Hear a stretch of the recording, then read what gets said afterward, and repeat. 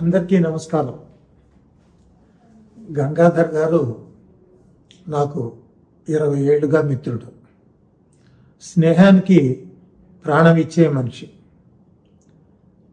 ఆయన గురించి ఒక్క మాటలో చెప్పాలంటే గొప్ప సంఘజీవి. సమాజానికి నిరంతరం సేవ చేయాలనే తపనతో ఉండేటువంటి వ్యక్తి. ఈ జనాన్ని జాగృతం చేయాలని పాత్రికేయ పాత్రను స్వీకరించాడు. కానీ అది కేవలం లౌకిక అవసరాల వరకే పరిమితం అవుతుంది అని భగవంతుడు చక్కని గాత్రం ఇచ్చాడు. తన మధుర గానంతో వీళ్ళకి ఆనందం చేకూరుద్దామని సినిమా రంగంలో ప్రవేశించి తన గానామృతంతో అందరినీ ఆనందింపజేశాడు. ఆయన అక్కడ తృప్తి పొందల. ఈ ఆనందం కేవలం క్షణికమైన ఆనందమే, వీళ్ళకి శాశ్వతమైన ఆనందం ఇవ్వాలి అనుకుని వారు ఒక సద్గురువుని ఆశ్రయించి వారి దగ్గర గీతాశాస్త్రాన్ని అధ్యయనం చేసి దాన్ని అర్థం చేసుకుని దాన్ని ఆచరణ చేస్తూ ఈనాడు దానికి ప్రచారణ కోసం బోధ చేస్తున్నటువంటి సద్గురువుగా ఇప్పుడు జ్ఞానామృతాన్ని పంచుతున్నారు. అటువంటి మహనీయుని యొక్క అనుగ్రహ భాషను మీ అందరికీ అందించాలని వారిని కోరుతున్నాను. ధన్యవాదాలు.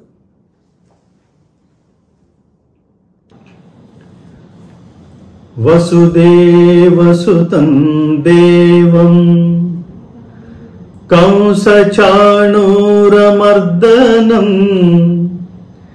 దేవకీ పరమానందం కృష్ణం వందే జగద్గురుం. జై శ్రీకృష్ణ. జై శ్రీకృష్ణ. ప్రపంచంలో అత్యధిక ప్రాంతం అజ్ఞానాంధకారంలో మునిగి ఉన్న సమయంలో భారతదేశం ఆధ్యాత్మిక ప్రకాశమై జాగృతమై విరాజిల్లింది అని అనేక ఉపనిషత్తులకి పీఠికలు రాసిన మహాత్ములెందరో జ్ఞానులెందరో ఈ ప్రపంచానికి చెప్పి ఉన్నారు. వేదాలు పరమాత్ముని ముఖపద్మం నుండి జ్ఞాన సందేశంగా ప్రపంచానికి అందించబడితే అవి జనసామాన్యానికి చాలా దూరంగా ఉన్నాయనే భావన ఉంది. వేదాంతాలుగా ప్రసిద్ధి చెందిన ఉపనిషత్తులు కూడా జనసామాన్యానికి దగ్గరగా లేవనే భావన ఉంది. ఈ రెండిటి సారాంశంగా ఒక సందర్భంలో శ్రీకృష్ణ పరమాత్మ, జగద్గురువైన శ్రీకృష్ణ పరమాత్మ అర్జునుడనే విద్యార్థిని నిమిత్తంగా చేసుకుని ప్రపంచ మానవాళిని సన్మార్గంలో నడిపించడం కోసం చేసిన జ్ఞానబోధ, కర్తవ్యబోధే భగవద్గీత. భగవద్గీత ఇతర గ్రంథాలలాగా మానవుల చేత రచించబడింది కాదు. సాక్షాత్తు పరమాత్మని ముఖపద్మ నుండి వెలువడిన మహోత్కృష్టమైన దివ్య సందేశం ప్రతి మానవుడు ఆచరించవలసింది, ఆచరించతగింది భగవద్గీత. భగవద్గీత లోతులకు వెళితే మనకు అర్థమయ్యేది భగవద్గీత కేవలం హైందవ జాతి సముద్ధరణ కోసం బోధించబడింది కాదు మిత్రులారా. భగవద్గీత యావత్ మానవ జాతి సముద్ధరణ కోసం పరమాత్ముడు మనందరికీ అందించింది.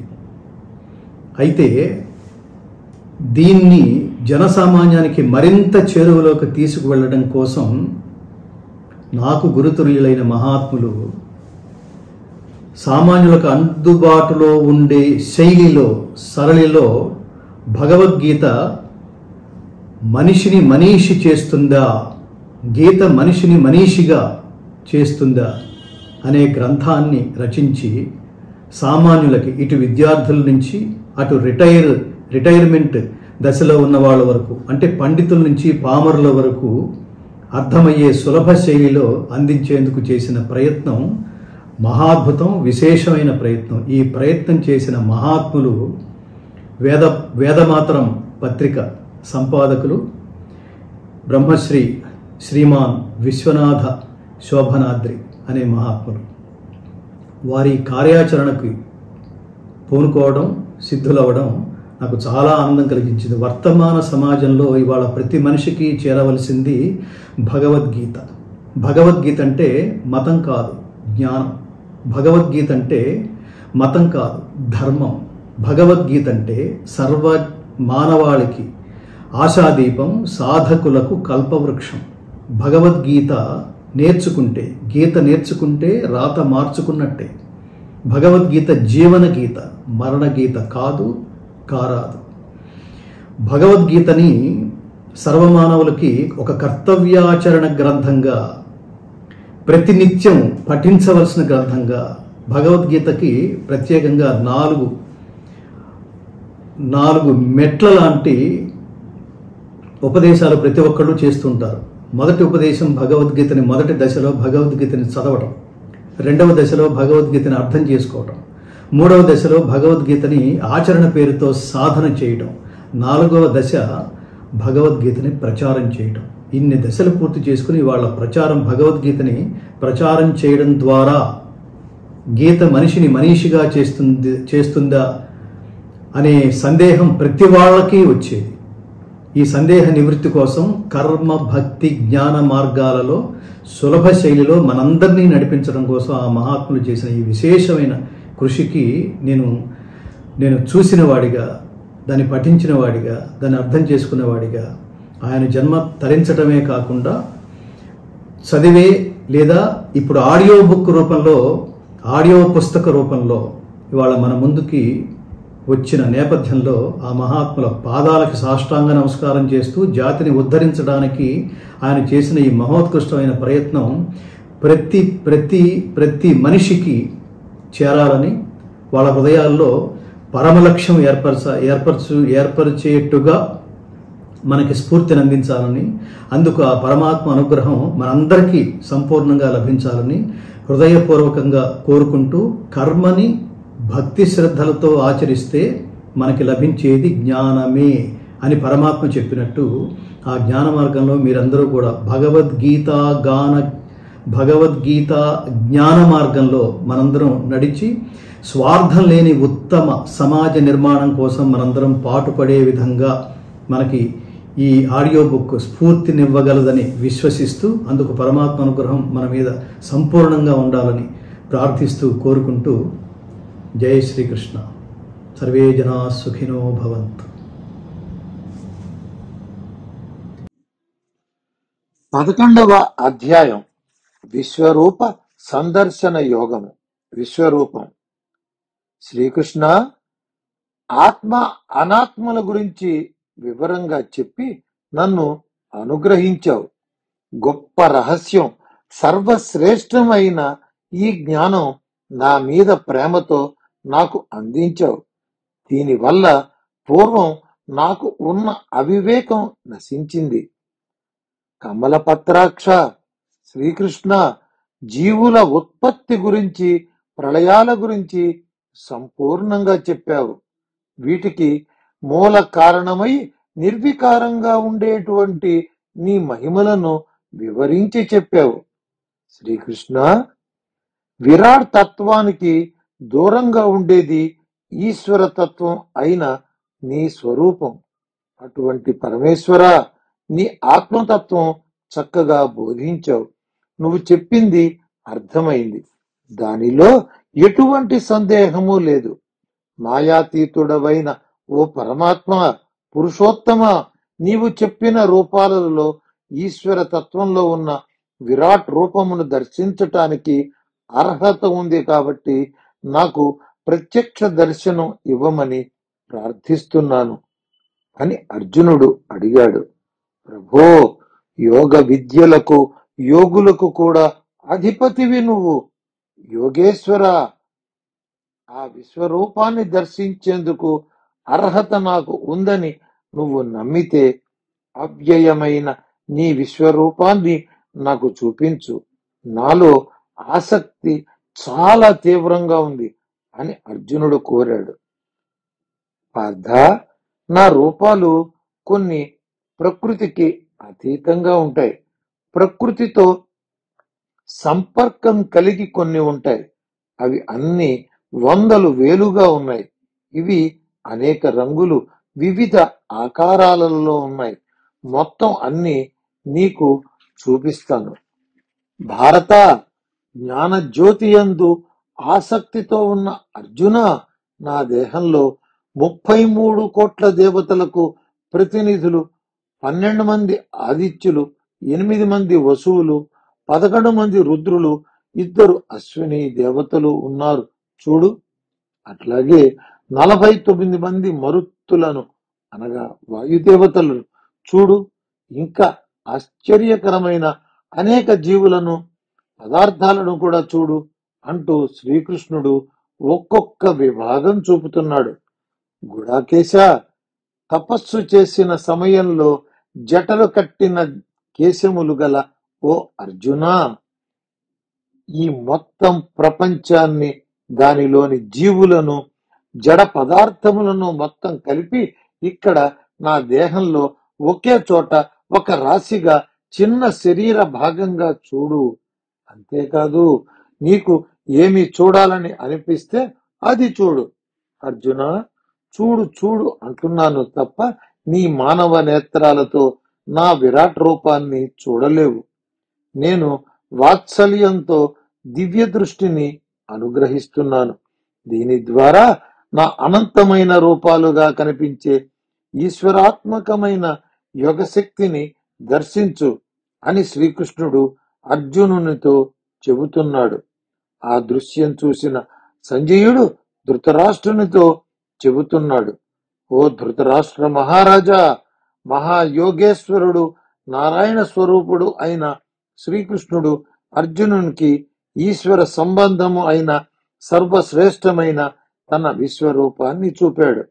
అనేకమైన నోళ్లు, కళ్ళు కలిగినవాడు, ఆశ్చర్యకరమైన దృశ్యాలు గలవాడు, అనేక దివ్యాభరణాలు, దివ్య ఆయుధములు, పూల దండలు, వస్త్రాలు ధరించి దివ్య సుగంధ ద్రవ్యాలు పులుముకున్నవాడు, ఆశ్చర్యకరమైన సన్నివేశాలు అనంతం, అన్ని వైపుల ముఖములు కలవాడు, స్వయం ప్రకాశమానుడైన నారాయణుణ్ణి అర్జునునికి చూపించాడు. ఆకాశంలో 1000 మంది సూర్యుల వెలుగు ఏకకాలంలో ఉదయించినట్లుగా ఉంది. ఆ వెలుగు అది విశ్వరూపుడి కాంతికి ఉపమానం అనవచ్చు అని సంజయుడు ధృతరాష్ట్రునికి చెప్పాడు. ధృతరాష్ట్ర మహారాజా, ఆ వెలుగులో అర్జునునికి విశాలమైన నారాయణమూర్తి శరీరం కనపడింది. ఆ శరీరంలో అనేక రకాల జీవులు, లోకాలు అన్ని విడిగా కనిపిస్తున్నాయి.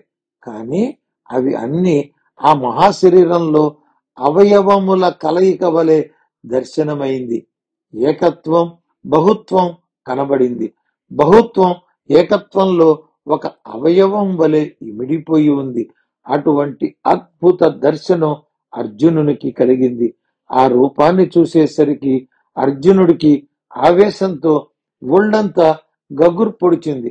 అప్పుడు తల వంచుకొని చేతులు 2 దోసిలిగా పట్టుకొని భగవంతునితో ఇలా పలికాడు, దేవదేవా, ఓ శ్రీకృష్ణ, నీ దేహములో సమస్తమైన దేవతలు, అట్లాగే రకరకాల జీవుల సముదాయం, భూమండమ అనే పద్మం, బొడ్డు అగ్రభాగాన కూర్చున్నవారు, సమస్త జీవులకు ఈశ్వరుడు అయిన బ్రహ్మదేవుణ్ణి, దేవలోకానికి చెందిన ఋషులను, సర్వదేవతలు నాకు కనపడుతున్నారు. ఓ జగదీశ్వర, ఏ వైపు చూసినా నీ రూపం కనపడుతోంది. అనంతంగా ఉంది. కోట్ల కొలది చేతులు, పొట్టలు, ముఖాలు, నేత్రాలు కనిపించాయి. ఎటు ప్రక్కకి చూసినా నీ ఆది అంతం తెలియటం లేదు. మధ్య భాగమే కనపడలేదు. దేవదేవ, నీ విరాట్ రూపంలో నాకు నారాయణ స్వరూపం కనపడింది. నీ తల మీద కిరీటం ఉంది. చేతుల్లో గద, చక్రము ఉన్నాయి. నీ రూపం అన్ని వైపులా వెలుగులు విరజిమ్మే కాంతి పుంజంలాగా ఉంది. అగ్ని జ్వాలలాగా, సూర్యగోళంలాగా, లెక్కలు కట్టటానికి అందనంత విస్తరించి ఉంది. నువ్వు అనుగ్రహించిన దివ్య నేత్రాలకి కూడా ఆ దివ్య రూపం చూడటం కష్టంగా ఉంది. నారాయణ రూపం అన్ని వైపుల నుండి దర్శనమిస్తోంది. ఓ దేవదేవా, ఉపనిషత్తులు దేని గురించి తెలుసుకు తీరాలని చెప్పాయో ఆ సర్వోన్నత పరబ్రహ్మానివి నువ్వే. ఈ సృష్టికి ఆధారానివి నువ్వే, సృష్టిని ధరించే శాశ్వత ధర్మానికి నువ్వే రక్షకుడివి. కానీ నీలో ఎటువంటి వికారాలు లేవు. అనాదిగా నిత్య నూతనుడిగా ఉన్న పరమ పురుషుడివి నువ్వే. ఓ విశ్వరూప, నీలో ఆది మత్యాంతాలు కనబడుటలేదు, కానీ లెక్కలేనన్ని చేతులున్నాయి. నీ కన్నులలో సూర్యచంద్రులు కనిపిస్తున్నారు. నీ కోట్లాది ముఖముల నుండి అగ్ని జ్వాలలు భగభగమంటున్నాయి. నీ శక్తి అనంతం. నీ తేజస్సుతో విశ్వమంతా మాడిపోతున్నట్లు కనపడుతోంది.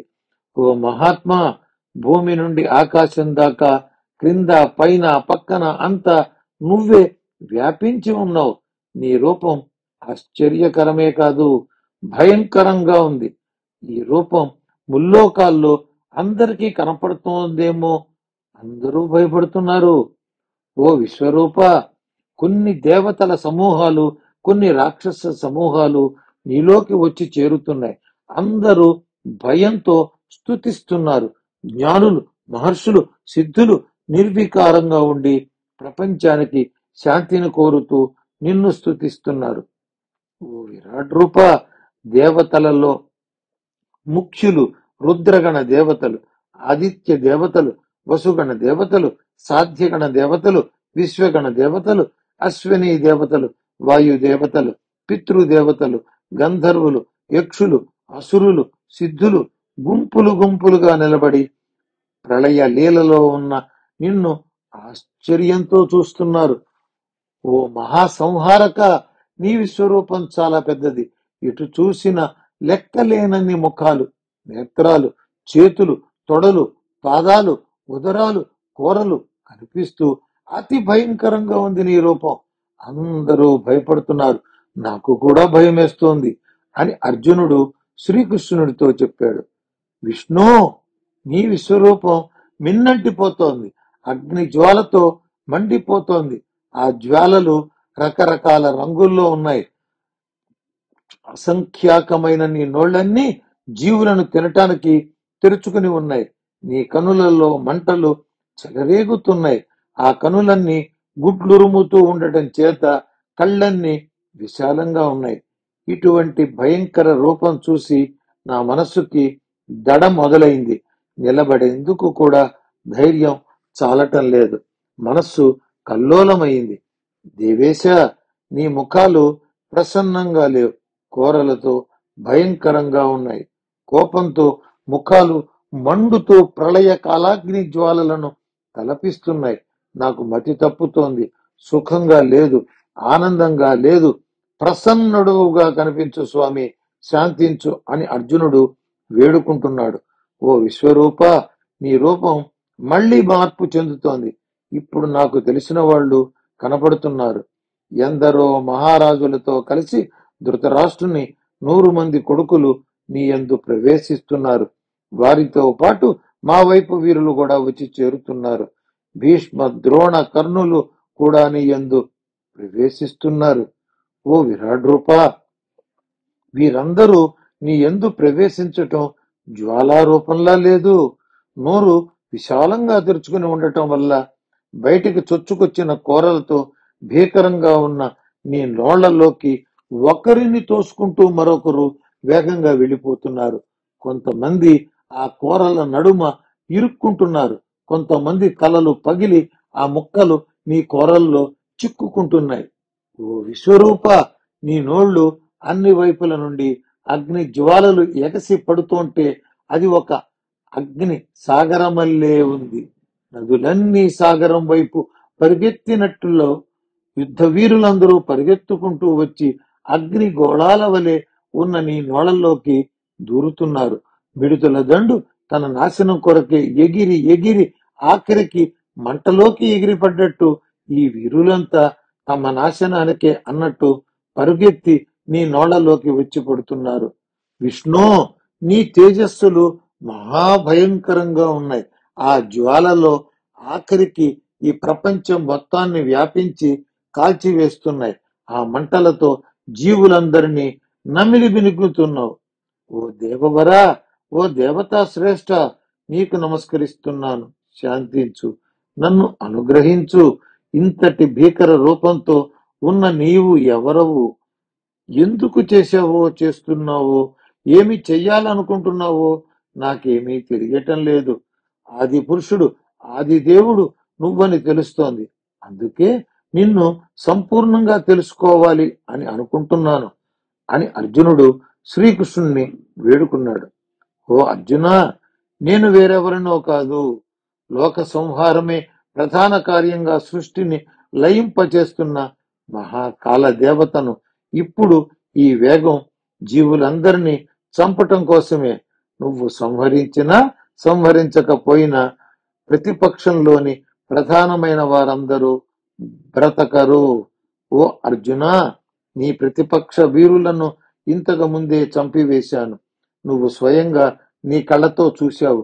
కాబట్టి లేచి నిలబడు, లాంఛనంగా నిలబడు. శత్రువులను గెలిచానన్న కీర్తిని పొందు. ఈ ద్రోణ, భీష్మ, సైంధవ, కర్ణ లాంటి ప్రతిపక్ష వీరులను ఎప్పుడో చంపివేశాను. నామమాత్రం యుద్ధం చేయి, శత్రువుల మీద విజయం సాధిస్తావు అని సంజయుడు ధృతరాష్ట్రునికి ఇలా చెప్పాడు.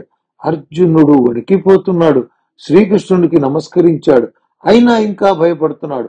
దండాలు పెడుతూనే ఉన్నాడు. మాటలు కూడబలుక్కుని శ్రీకృష్ణునితో ఇలా అంటున్నాడు. హృషికేశ, నీవింతటి మహిమాన్వితుడవు కాబట్టే అన్ని లోకాలలోని జీవులు నిన్ను స్తుతిస్తున్నారు. అలా నీ మీద ప్రేమ పెంచుకున్నారు. సజ్జనులు నిన్ను కీర్తించటం న్యాయమే. దుర్జనులు నిన్ను చూసి భయపడి పారిపోతున్నారు.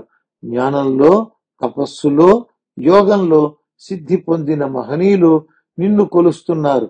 ఇది న్యాయమే.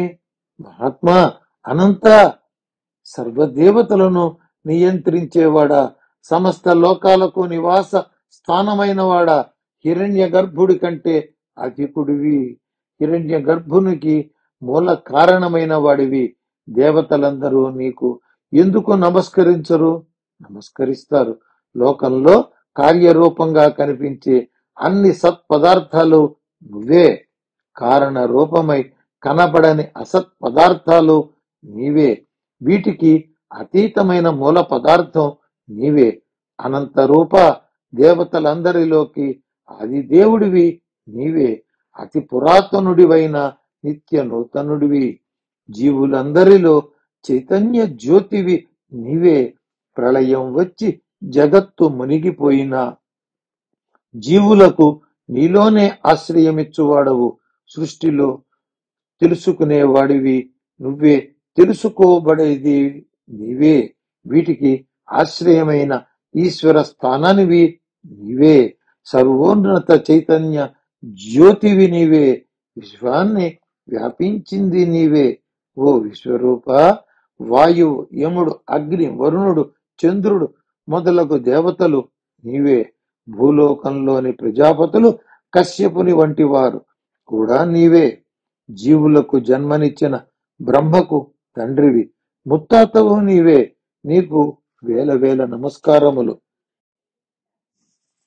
ఓ విశ్వరూప, నీకు ముందు నుండి నమస్కారం, వెనుక నుండి నమస్కారం, అన్ని వైపుల నుండి నమస్కారం. నీ సామర్థ్యం, శక్తి అనంతం. వాటి వల్లే లోకాలను వ్యాపించి పెరిగిపోతున్నావు. సమస్త జడ జీవ పదార్థాల స్వరూపమై వెలుగుతున్నావు. అచ్యుత, నీ విశ్వరూపం చూడక ముందు అజ్ఞానంతో నేను నిన్ను మిత్రుడు అని భావించాను. అందుకే చనువుగా హే కృష్ణ, హే యాదవ, హే సఖ అని పలుకరించేవాడిని. పరిహాసం పేరుతో చాలా సార్లు నిన్ను అవమానించాను. కూర్చున్నా, పడుకున్నా, తింటున్నా నువ్వు నాతో ఉన్నప్పుడల్లా అజ్ఞానంతో గేలి చేశా. నువ్వు ఎదురుగా ఉన్నప్పుడు నీ పరోక్షంలో నీ గురించి ఇతరులతో మాట్లాడినప్పుడు తక్కువ చేసి మాట్లాడాను. అటువంటి అపరాధములకు నన్ను క్షమించి అనుగ్రహించు అని అర్జునుడు వేడుకున్నాడు. శ్రీకృష్ణ, సాటి లేని ప్రభావం కలవాడవు.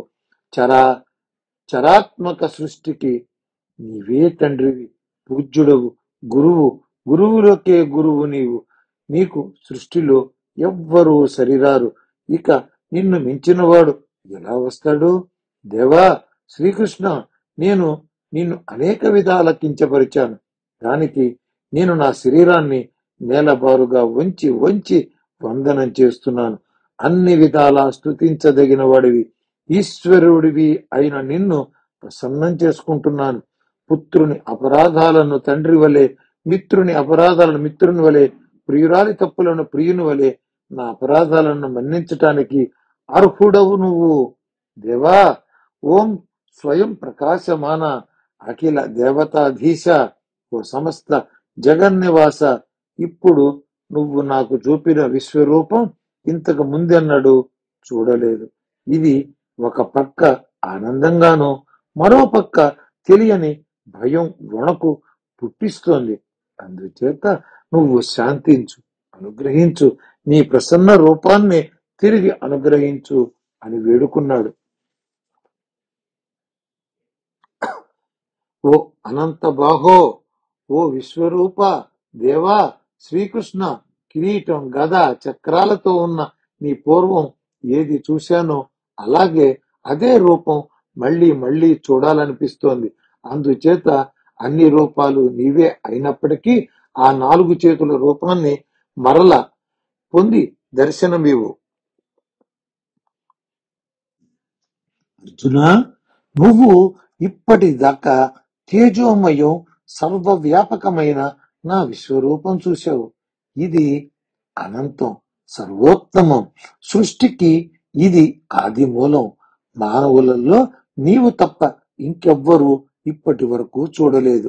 నీ మీద నాకు అమిత వాత్సల్యం ఉంది కనుక చూపించాను. ఈశ్వర సంబంధమైన మాయాశక్తి ప్రభావంతో నీకు చూపించటం జరిగింది అని శ్రీకృష్ణుడు చెప్పాడు. అర్జున, ఈ నా విశ్వరూపం చూడటం మానవ లోకంలో మరొకరికి సాధ్యం కాదు. వేదాలు చదివిన, యజ్ఞాలు చేసిన, వేదోక్త కర్మలు ఆచరించిన, మహాదానాలెన్ని చేసినా, ఘోర తపస్సులు ఎన్ని చేసినా ఎవ్వరికి సాధ్యం కాదు. అర్జున, మహాభయంకరంగా ఉన్న నా విశ్వరూపాన్ని చూసి భయపడవద్దు. మనస్సు ముద్దు బారేటట్లు చేసుకోవద్దు. ఇదిగో నువ్వు కోరిన ఆ చతుర్భుజ రూపాన్ని దర్శించు, మళ్ళీ మళ్ళీ బాగా చూడు అని శ్రీకృష్ణుడు చెప్పాడు. సంజయుడు ధృతరాష్ట్రునితో, ఓ ధృతరాష్ట్ర మహారాజా, విశ్వవ్యాపి అయి ఉన్న వసుదేవునికి కుమారుడుగా జన్మించిన శ్రీకృష్ణుడు అలా అలా అర్జునునితో మాట్లాడుతూ సాధారణ రూపంలోకి వచ్చి అర్జునుడికి తన చతుర్భుజ రూపాన్ని చూపాడు. అర్జునుని ఓదార్చాడు. జనార్దన, సర్వజీవ నియామక, నీ ప్రసన్న రూపం చూశాక నా మనస్సు నెమ్మదించింది. నీ మానవ రూపం నాకు సాంత్వన ఇచ్చింది. అర్జున, నీవిప్పుడు చూసిన విశ్వరూపం చూడగలగటం చాలా కష్టం. దేవతలు నిత్యము ఈ దర్శనం చేయాలని తప్పిస్తూ ఉంటారు. అర్జున, నా విశ్వరూపం మళ్ళీ చూడాలంటే వేదాలు వల్లించాలా, తపస్సులు చేయాలా, గొప్ప దానాలు చేయాలా అని ఆలోచించి మనస్సు పాడు చేసుకోకు.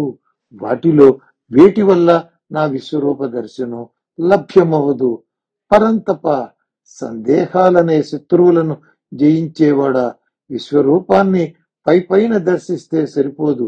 దాన్ని గురించి బాగా తెలుసుకోవాలి, యథార్థంగా చూడాలి, నిజంగా ఏకీభావం పొందాలి. వాటికి ఒక్కటే ఉపాయం ఉంది, ఇతర స్పర్శ లేని అనంత భక్తి. పాండవా, పరమాత్మనైన నాలో ఐక్యమవటానికి 5 లక్షణాలు ఉండాలి. 1, సాధకుడు ఏ పని చేసినా అది పరమాత్మ కొరకే చేయాలి. 2, సాధకుని అంతిమ గమ్యం పరమాత్మయే కావాలి.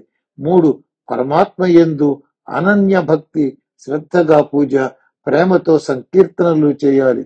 ఇవి ఆధ్యాత్మిక జీవన లక్షణాలు. 4, ఎంతటి అవమానం అపకారం చేసిన వానికి ఏ జీవి మీద శత్రుత్వం ఉండకూడదు. 5, ఏ వస్తువు మీద ఏ జీవి మీద మమకారం ఉండకూడదు. ఇవి వాని జీవన శైలికి ఉండవలసిన లక్షణాలు. ఇలా ఆధ్యాత్మిక జీవితాన్ని, నిత్య జీవితాన్ని క్రమబద్ధీకరిస్తూ జీవనం సాగించే సాధకుడు పరమేశ్వరుణ్ణి పరిపూర్ణంగా పొందుతాడు అని శ్రీకృష్ణుడు అన్నాడు. అందరికీ నమస్కారం. ఈ వీడియో మీకు నచ్చినట్టయితే, ఇలాంటి మరిన్ని వీడియోలు చూడాలనుకుంటే మన ఛానల్ని లైక్ చేయండి, సబ్స్క్రైబ్ చేయండి. ధన్యవాదాలు.